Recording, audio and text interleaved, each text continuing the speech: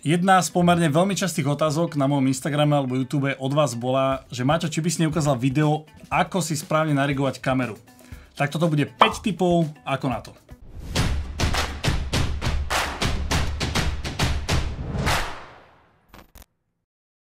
Tu mi prišla taká zázračná krabička, v ktorej sa bude nachádzať všetko, čo budeme potrebovať na narigovanie kamery. V tomto videu bude mať Fujinu X-H2S. Áno, dobre som si zapamätal. A keďže viete, že som ambasadorom značky Focus Nordic, tak tu budú všetky veci, ktoré viete objednať priamo od nich a všetky linky nájdete dole v popise. Poďme na bod číslo 1 a tým je klietka.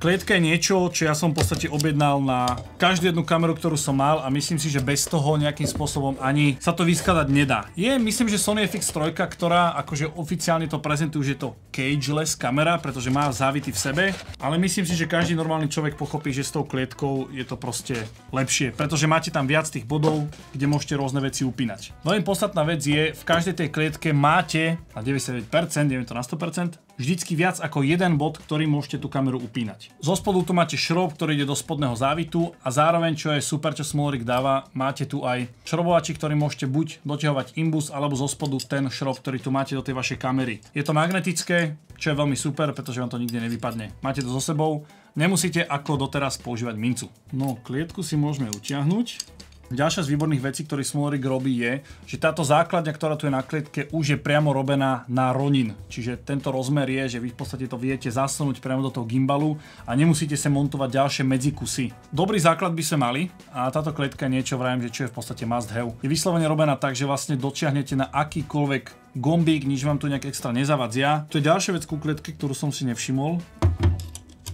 Takže nakoniec, keď som si to správne všimol, klietka je na 3 bodoch upevnená ku kamere. To znamená, že teraz ju budem mať naozaj mega pevnú a nemôže sa vám stať, že sa tá kamera bude v tom nejakým spôsobom hýbať. Čo sa pozerám, tak myslím, že sadla úplne jak grid na šerbel. Ďalšia veľmi podstatná vec, ktorú v tom potrebujete, a to je top handla. A nie možno čo potrebujete, ale čo si ja myslím, že je fajn tam mať. Keď chceme tú top handlu nejakým spôsobom pripevniť, tak na to funguje takýto veľmi jednoduchý NATO rail sa to volá. Namontujem si tu veľmi jednoducho tento NATO rail. Môžete objednať buď kratšiu alebo dlhšiu verziu, je to samozrejme na vás. Tu sa objednala, myslím, že zbytočne veľká, ale akože nejakým spôsobom mi to nezasahuje do týchto prvkov, ktoré by som tu chcel ovládať, čiže je to za mňa v pohode. Máte tu také dva bezpečnostné prvky, že vlastne ja keď vám chcem nacvaknúť, ono vám to tu samotnú top handlu chráni, že vlastne nevie vám len tak vyskočiť ani na jednu, ani na druhú stranu. Ja musím najskôr stlačiť ten bezpečnostný gombík, až potom sa vám vie vycvaknúť. Top handla pripevnená. A toto je akože také mäkké pogumované, ty vole, s tým to sa bude dobre robiť. Samozrejme, tá top handla sa dá dať dvomi spôsobmi, čiže viete si ju dať buď dopredu alebo dozadu. To, prečo si ju tak dávate, je v podstate kvôli vyváženiu. Keď ju mám týmto smerom, tak v podstate viete, že tu by mal byť ťažší objektív, aby tá kamera bola vyvážená. Tým, že ja si ju dám opačne, tak to ťažisko sa keby presúva viac dozadu. To už si musíte vyodskúšať, že či sa vám tá kamera naklapa dopredu alebo dozadu. Čo ešte ďalšia vec, ktorú ja odporúčam, je na túto top handlu existujú také držiaky na monitor.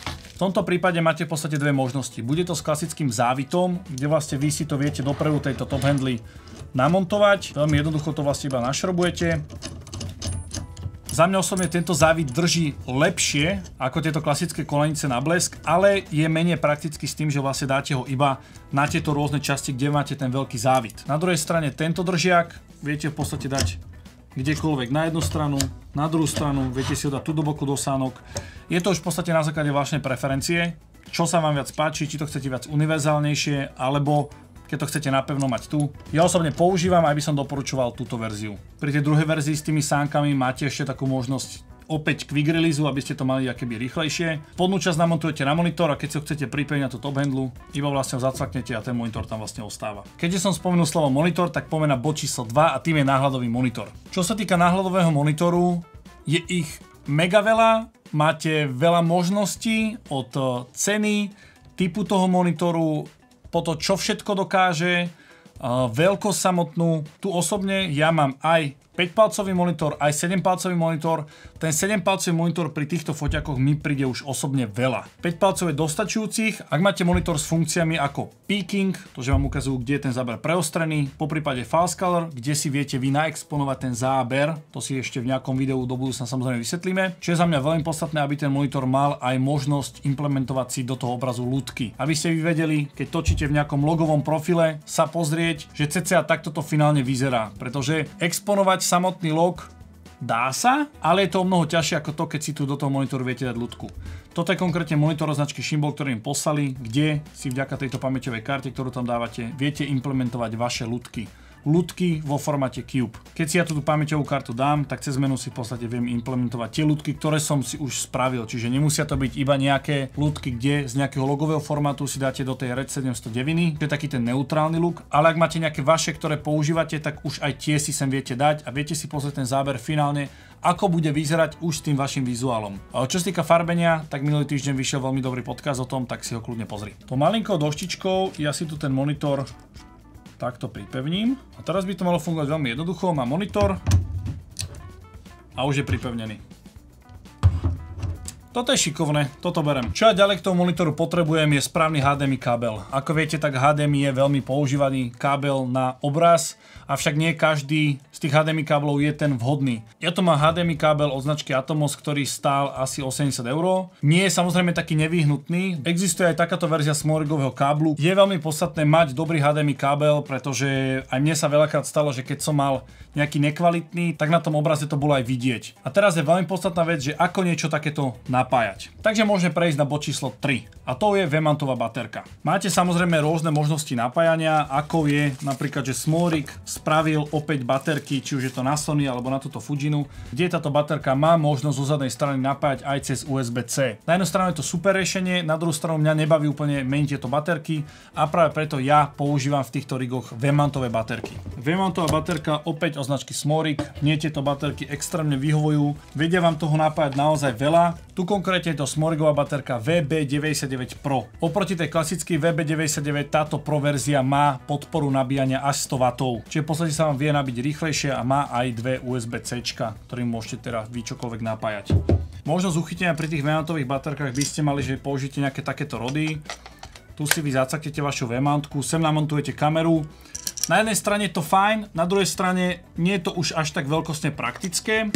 Práve preto Smorig opäť spravil menšiu verziu tohto, alebo za mňa skôr, že praktickejšiu a univerzálnejšiu. A tou možnosťou je, že vlastne ja zo spodu namontujem si takúto doštičku. Opäť môžem použiť ten šrobovačík, ktorý v tej klietke mám. Ideál, ak niečo takéto montujete, je dávať to na dva šroby. Ten jeden je akože fajn, ale predsa len dva sú dva. Drží to pevnejšie, nebude sa vám to nejakým spôsobom posúvať doľava doprava. A teraz ja si túto spodnú základňu iba zacaknem do toho. Výborná vec toho, že je to univerzálne, že vlastne vám to funguje aj na kameru, ktorá by bola širšia. Čiže viem si to ja dĺžkovo už nastavovať, aby to mne vyhovovalo. Zacaknem sem V-mountovú baterku. Ak by som chcel ja si vyklopiť displej, tu si to iba uvoľníte.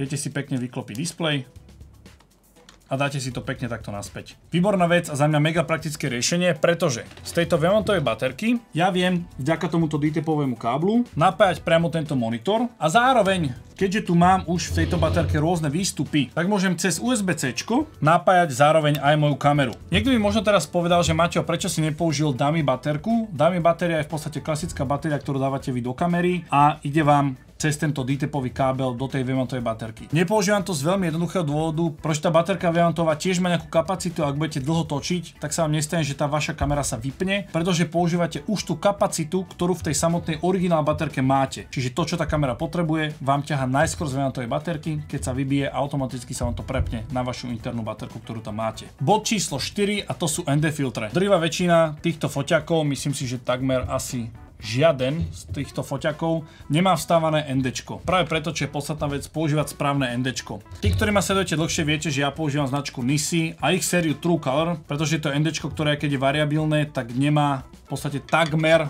na 99,9% takmer žiadne skreslenie toho vášho obrazu. Také možno doporučenie odo mňa, aby ste nekupovali na každý objektív zvlášť NDčko, tak 82 mm je v podstate taká najuniverzálnejšia veľkosť, pretože všetky napríklad Sony G-Master objektívy majú 82 mm. Canonové RF-kové skla nové majú 82 mm.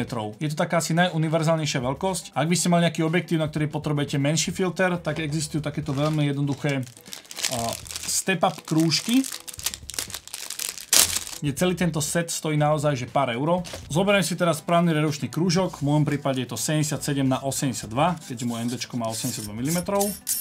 Našrobujem ho na môj objektív a voilà, vybavené. To NDčko môžem teraz veľmi jednoducho používať, aby som si nastavil samotnú už expozíciu toho môjho záberu. Ja už som o týchto filtroch robil video, je to v zozname Focus, čiže určite si ho tam trošku preskroluj, nájdeš ho. Opäť sa týmto filtrom venujem viac. Poďme na bod číslo 5 a to sú pamäťové karty. Ako isto viete, všetky nové foťaky majú obrovské neuveriteľné rozlíšenia, 500 megabitové dátové toky, ktoré nie sú úplne za mňa že potrebné. To má 720. Včera som točil a je to krása. A ProRes hlavne, kvôli tomu sú tieto karty, lebo ProRes ináč nevieš natočiť bez toho. Tieto datové toky nie sú vôbec potrebné. Máme tu pamäťové karty o značky Angelbird a sú to 2 terabajtové karty. Nie sú to klasické SD-čkové karty, sú to CF Express B karty. Ak sledujete aspoň trošku vývoj toho fototrhu, tak vidíte, že naozaj tieto CF Express B karty sú omnoho viac používané ako klasické SD-čky. Je to práve vďaka ich vlastnosti a to je to, že môžete nahrávať naozaj vo vysokých dátových tokoch. Oproti klasické SD-čke, tak tieto majú zápis 1785 za sekundu, čo je že brutálny zápis a naozaj sa vám nemôže stať, že nejakým spôsobom vám sekne to nahrávanie, pretože by karta nestíhala. Pri niektorých značkách, ako aj pri tejto Fujine, poprípade pri mojej Soničke FX3, bývajú softverovo obmedzené formáty, ktoré môžete na tie karty nahrávať. Tu, ak by som chcel nahrávať do ProResu, tak na SD kartu mi to tá kamera nedovolí. Vďaka tejto úžasnej CF Express karte, ktorá má brutálny zápis, softverovo už to máme automaticky povolené. Aj samotná konštrukcia tejto karty je hliníková oproti plastovým SDčkám, je to kvôli tomu veľkému zápisu, aby sa stihli oni uchladiť. To je dôvod, prečo sú tu tieto karty. To je dôvod, si presne by sa rozpadla. To by som nebol, keby som nedám nejaký bonusový tip a tým bonusovým tipom je chladenie. Veľa práve týchto foťákov, aj A7S3, poprípade táto Fujina, nemá aktívne chladenie oproti dajme tomu nejaké FX3. Nehovorím, že je to samozrejme pravidlo. Môže sa vám stať, že keď budete dajme tomu vonku točiť dlho hovoriacu hlavu, tá kamera vám dá taký veľmi nepríjemný indikátor takého malého teplomeru, čo bude znamenať, že hej šéfko, je mi teplo, stopni nahrávanie a na chvíľku ma schlať. Sú rôzni výrobcovia, ktorí vyrábajú takéto chladenia. Toto je jedno asi z najlacnejších verzií, ktoré som našiel iba práve kvôli tomu, aby som vám to vedel ukázať, že ako niečo také funguje. Ja si tento môj ventilátor viem presne takto na pružinke dať. Ja si ho iba zapnem. On má čidlo, kde mi ukazuje, že koľko stupňov má tá kamera a má aj internú baterku. Aby som ho chcel teraz zapnúť, tlačím jedna rýchlosť, druhá rýchlosť a teraz v podstate on mi tam vháňa ten okolitý vzduch, ktorý je chladnejší ako to samotné telo. A práve vďaka tomuto vy viete tej kamere trošku dopomôcť sa uchladiť, pretože naozaj pri tých veľkých dátových tokoch a rozlíšeniach tá kamera proste dostáva zabrať a naozaj sa prehrieva. Drží to tam pomerne solidne. Naozaj nemám nejaký pocit, že by mi to chcelo vypadnúť. Ja vám ďakujem veľmi pekne za sledovanie, pevne verím, že aj toto video ti dopomohlo, alebo ťa minimálne inšpirovalo na to, ako tvoj rig môže vyzerať a na čo pri ňom by si mal myslieť. Opäť pripomínam, všetky veci, ktoré som použil, nájdete dole v popise a ďakujem aj značke Focus Nordic, pretože aj vďaka ním som vám mohol ukázať, ako takýto rig môže vyzerať. Ďakujem ešte raz, zatiaľ sa majte a čaute.